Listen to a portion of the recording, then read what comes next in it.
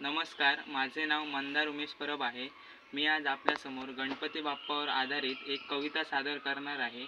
माझ्या कवितेचे नाव आहे गणपती बाप्पा आले घराला. भाद्रपद मासी चतुर्थीला तुझा वेगळाच आहे रे मान, मखरात दिसतो शोभुनी गणपती माझा छान.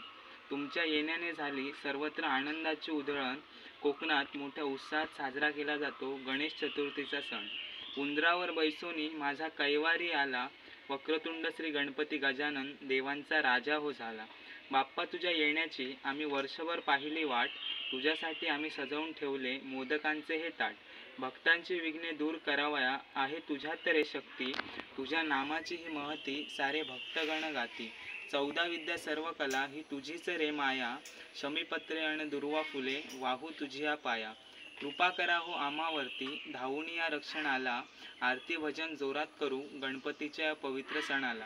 बाप्पा तुझा निरोप घेण्या भरून येई आमचे मन, पुढच्या वर्षी लवकर येण्या निघाला माझा गजानन.